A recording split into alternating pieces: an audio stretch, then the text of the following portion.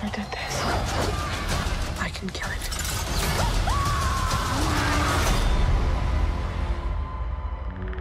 Hey, salut beau gosse, salut belle gosse. En octobre 2018, j'avais fait une critique sur le précédent film Predator réalisé par Shane Black, je vous laisse apprécier les images. On a un Predator qui est vraiment bizarre. Et surtout on a de l'humour. Et honnêtement le Predator dans ce film il est très bizarre, je le reconnais pas du tout. Ouais clairement il a pas l'air serein le bonhomme. Par contre j'ai tellement vieilli merde. Et tout cela pour vous dire qu'à l'époque les fans de la franchise Predator, mais pas que eux, il y avait également les fans de Alien et de toutes ces franchises un peu des années 80 qui signaient leur grand retour. Et bien on était dans ce climat anxiogène dans le sens où on se demandait est-ce qu'on allait enfin avoir un bon opus un jour. On avait l'impression que c'était la fin de ces franchises, l'impression que ça y est elles seront jamais de retour, qu'elles arriveraient plus à remplir des salles, qu'elles arriveraient même plus à proposer un bon opus. On était vraiment dans cette forme d'inquiétude. Et encore une fois, c'était une période compliquée, on avait l'impression que c'était la fin de ces franchises iconiques et c'était vraiment pas facile. Et aujourd'hui, en août 2022, les fans ont de l'espoir. Et pas seulement les fans de Predator, ceux qui connaissent tous les opus sur le bout des doigts, il y a également ceux qui sont attirés par le nouvel opus, qui a la capacité de réunir des personnes, qui a la capacité de réunir tout un tas de générations,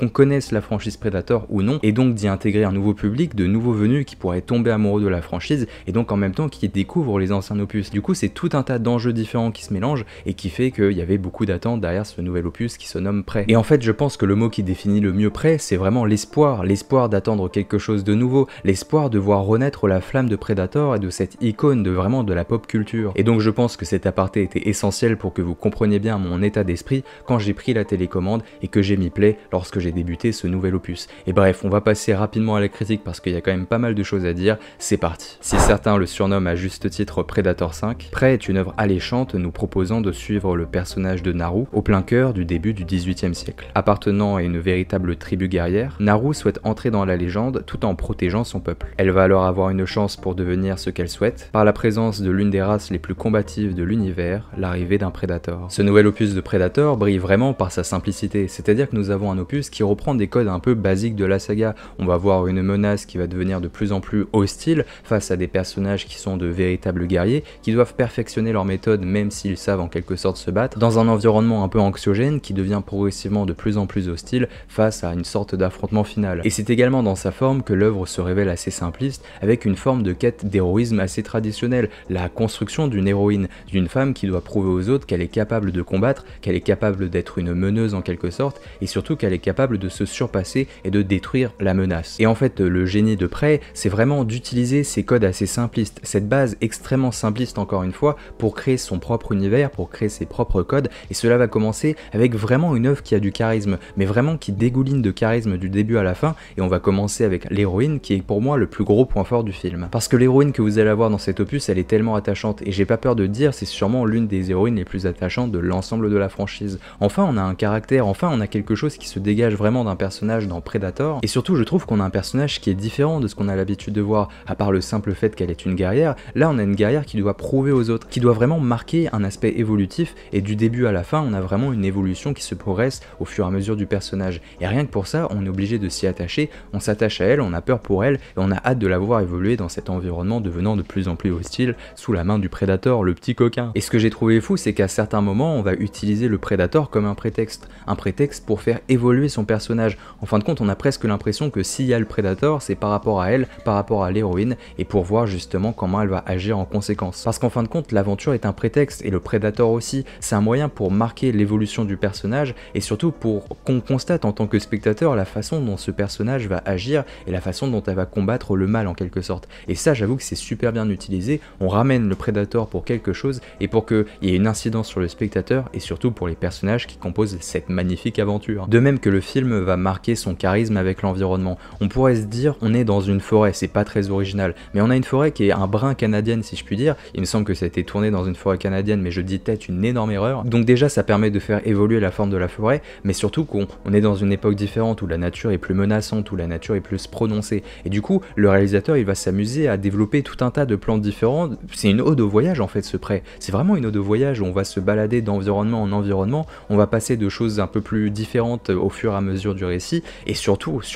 on va encloisonner nos personnages. L'environnement il est magnifique dans les premiers instants, d'ailleurs le réalisateur il s'amuse à ça, il te montre l'environnement avec quelque chose de très béatitude, c'est pas français ce que je dis, mais quelque chose de visuellement très prodigieux, et puis au fur et à mesure de sa réalisation, il va faire en sorte de rendre la nature de plus en plus menaçante, presque un sentiment de claustrophobie. On a l'impression que le Predator se dissimule là, qu'il est là, l'obscurité, etc. Bref, c'est des codes qui sont typiques, mais ça n'a jamais été vraiment bien utilisé, à moins dans quelques opus évidemment. Tous les opus de Predator, il y en a quand même qui sont des petites pépites, mais disons que ça a été tellement rare et qu'on a tellement pas eu l'habitude de voir ces codes un peu revisités et surtout utilisés de la bonne manière. Le problème des codes de Predator, c'est pas qu'ils sont trop vieux, trop ringards, bien au contraire, c'est juste qu'ils ont été un peu mal utilisés dans les dernières œuvres de Predator, et là on va reprendre ces codes, et donc c'est pour ça que je vous dis que c'est une œuvre assez simpliste, mais en même temps, elle va utiliser les codes de la bonne façon et y apporter des petites touches de subtilité par moment qui font vraiment plaisir. Et ce que j'ai trouvé vraiment fascinant, c'est qu'au départ, quand j'ai pris cette télécommande, j'ai lancé le film pour voir le Predator et pas autre chose, mais en fin de compte, même si le Predator nous fait rester,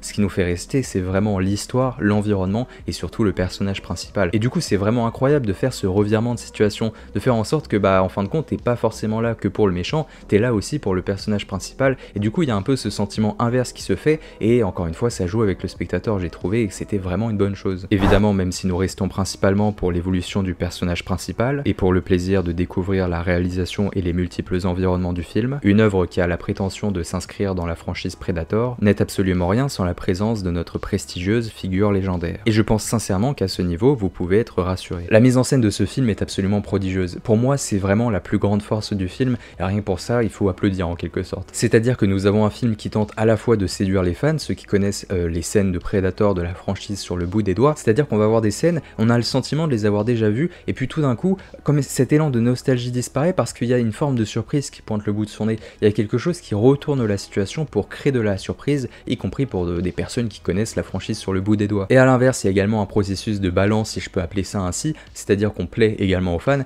et en même temps on essaie de plaire et de séduire un nouveau public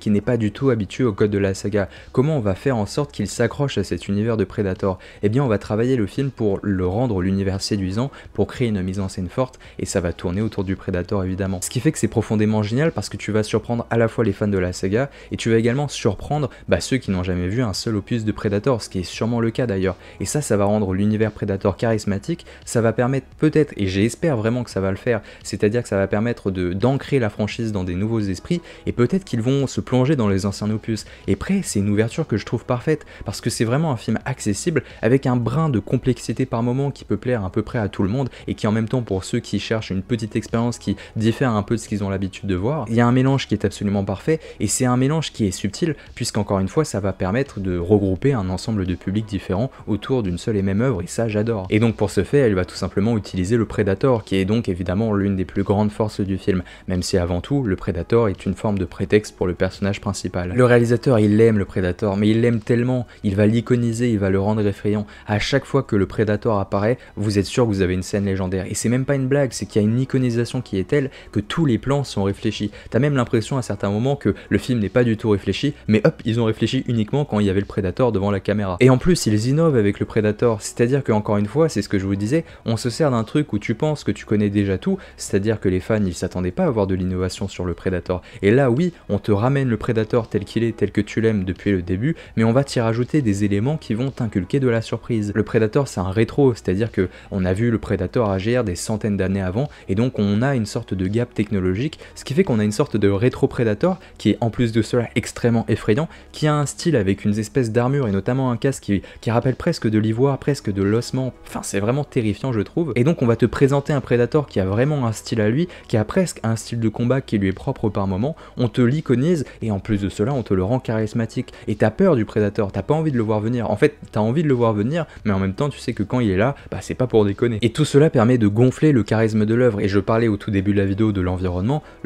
il est certes magnifique, mais au fur et à mesure il devient de plus en plus anxiogène, et on a totalement l'impression que le Predator il se dissimule quelque part, qu'il est caché derrière un buisson, derrière un arbre, au sommet de l'arbre peut-être même, et tout cela crée encore une fois ce sentiment de paranoïa. Le Predator il est partout sans être là, et quand il est là, on a l'impression qu'il est là depuis toujours. C'est pas un peu ça l'âme de Predator depuis le début? Comment ça se fait qu'on a perdu juste ce simple concept, et qu'il ait fallu attendre 2022 pour avoir un film qui respecte au minimum les codes? Rien que pour ça, putain mais quelle bouchée d'air frais, c'est pas compliqué, tu peux juste jouer sur la nostalgie, ça fonctionnerait, mais en même temps, Prey essaie d'aller un peu plus loin, et c'est pour ça que j'ai beaucoup aimé. Le parti pris de la réalisation, c'est d'iconiser les personnages. Je vous ai parlé du personnage principal qui était vraiment dans cette quête d'héroïsme, de devenir une héroïne qui est respectée et vraiment de devenir la guerrière un peu ultime, et ça crée un lien justement avec le Predator qui est déjà le guerrier ultime, d'une personne qui n'est pas encore une fois la guerrière absolue et qui doit combattre le guerrier absolu. Ça crée une espèce de parallèle intéressant, ça va lier l'antagoniste avec le personnage principal et c'est aussi une forme d'intelligence du récit de construction narrative. Vous l'aurez donc sans doute compris, mais ce nouvel opus de Predator est une profonde réussite de mon côté. C'est simplement dommage qu'on ne puisse pas en profiter sur nos écrans géants ou encore avec des sièges confortables de couleur rouge. En revanche, ce que je trouve excitant, c'est le fait qu'il y a encore pas mal de possibilités d'évolution et qu'il est encore possible d'emmener la franchise encore plus loin après cet opus et de la pousser dans ses derniers retranchements. Parce que même si la durée du film est assez conséquente, j'aurais aimé un film peut-être un peu plus lent, mais alors ça c'est typiquement quelque chose qui est personnel. Moi j'aime bien les films un peu lents qui créent des scènes de poésie,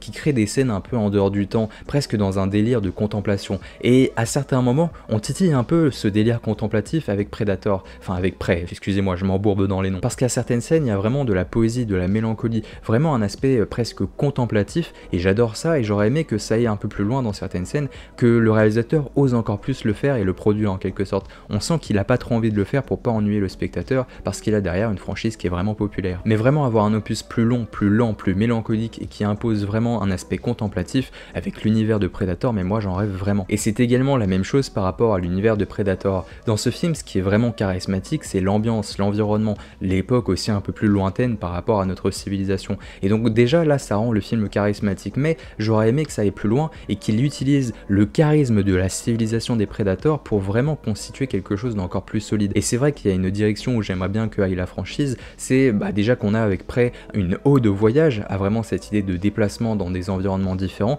J'aimerais qu'on voyage encore plus avec un prochain opus de Predator, qu'on découvre vraiment la civilisation des Predators et qu'on fasse une ode au voyage qui soit plus terrestre, mais qui soit presque spatial, intergalactique. J'abuse un peu, mais ça serait vraiment un fantasme ultime, et j'aimerais qu'il y ait encore plus d'ambition pour un ultime opus en quelque sorte avec cette magnifique franchise. Parce que maintenant qu'on a eu un opus qui je trouve redémarre vraiment bien la saga, qui arrive à la fois être une porte d'entrée pour ceux qui aiment la franchise, qui la connaissent sur le bout des doigts, et qui en même temps est une porte d'entrée extrêmement séduisante pour ceux qui n'ont jamais vu aucun opus de Predator, eh bien on a un redémarrage que je trouve vraiment bon, vraiment incroyable, et je veux qu'il y ait par la suite l'opus d'une démesure, l'opus qui soit vraiment l'aboutissement, l'explosion en quelque sorte, l'apothéose, appelez ça comme vous voulez. Mais en tout cas j'ai passé un très bon moment devant Prey, et rien que pour ça les amis, je vous encourage à le voir. Peut-être que je suis le seul à m'extasier devant, peut-être que ça m'a touché et qu'il est arrivé au bon moment et que c'est pour ça que j'ai été autant touché par l'œuvre. En tout cas n'hésitez pas à me le dire dans les commentaires, j'hésiterai pas à regarder tout le monde. Et bien écoutez les amis, j'espère que vous avez passé un bon moment devant cette vidéo, n'hésitez pas à vous abonner, liker, partager, vous connaissez la propagande de YouTube mais ça fait partie du jeu. Et puis d'ici là on se retrouve bientôt, alors prenez soin de vous, à la prochaine, c'était Aimé Romain, vraiment un gros plaisir, ciao bene les amis.